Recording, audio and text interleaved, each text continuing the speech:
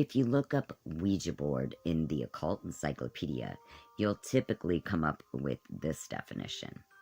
The Ouija board is an instrument for contacting spirits, quite old. It was in use as early as 540 BC by the ancient Greeks and also in China before the birth of Confucius. The Romans used Ouija-type devices as early as the 3rd century AD. Symbol tablets unearthed in caves suggest that the Ouija board may be as old as man himself. But is this definition accurate? Ancient Ouija boards, fact or fiction?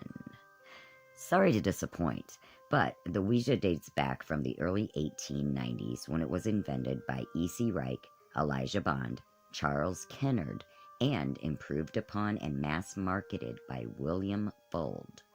The Ouija board was a needle-type talking board, and the planchette originally medium's tools of the 1860s. This is not to say that ancient man didn't use symbol divination to try and contact spirits. There are records of Greek pendulum oracles and divination systems that were employed by the ancient Celts. Chinese Taoists used a form of spirit writing called in the sand called Fu Qi. But these are not talking boards, and to credit ancient man with the invention of the Ouija would be like saying that Cro-Magnon invented the automobile when he chiseled out the first wheel.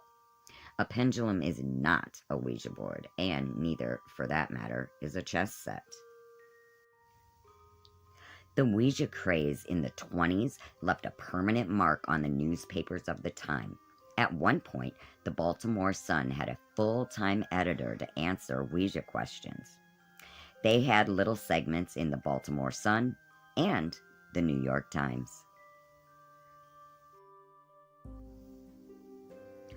Don't drop that mirror or you'll have bad luck for 7 years. Never let a black cat cross your path. Throw salt over your shoulder to ward off bad luck. We have all heard these before. But somehow it's comforting to know that you might be able to ward off misfortune with a pinch of salt or a knock on wood. This is especially true when dealing with the unknown or something particularly scary. So it isn't surprising that the Ouija board has its own set of rules and warnings. You may even know some of them yourself, but are they true? Do you really need to worry about these things, or are they just superstitions garnered from Ouija folklore? Rule number 1, never play alone. Never let the spirits count down through the numbers or go through the alphabet, as they can get out of the board this way. If the planchette goes to the 4 corners of the board, it means that you have contacted an evil spirit. If the planchette falls from a Ouija board, a spirit will get loose. The board must be closed properly, or evil spirits will remain behind to haunt the operator. Never use the Ouija when you are ill or in a weakened condition, since this may make you vulnerable to possession. The spirit of the Ouija board creates wins for the user, causing him to become more and more dependent upon the board. Addiction follows. This is called progressive entrapment. Evil spirits contacted through the Ouija board will try to win your confidence with false flattery and lies. Be aware. Be careful. Always be respectful and never upset the spirits or joke around. Never use the Ouija in a graveyard or a place where a terrible death has occurred, or you will bring forth malevolent entities. When using a glass as a message indicator, you must always cleanse it first by holding it over a burning candle.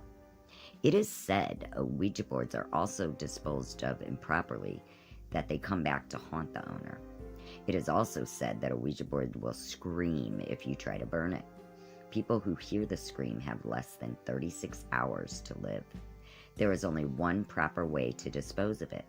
Break the board into 7 pieces. Sprinkle it with holy water, then bury it. If you want to make your own Ouija board, arrange the letters and numbers into a circle so that whatever is trapped within that circle can't escape. If you place a pure silver coin on the board, no evil spirits will come through. You should never leave the planchette on the board when you're not using it. Here's an extra warning. Lecherous spirits from the Ouija board will sometimes ask young women to do rather odd things. Ignore them, and always remember that your Ouija partner or your boyfriend has nothing to do with this. 3 things never to ask a Ouija board. Never ask about God. Never ask when you're gonna die. Never, ever ask these 2 things.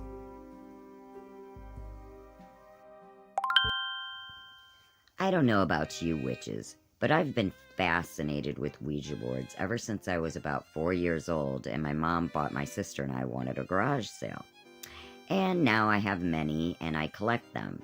So if you guys are scared of yours or want to get rid of them, let me know.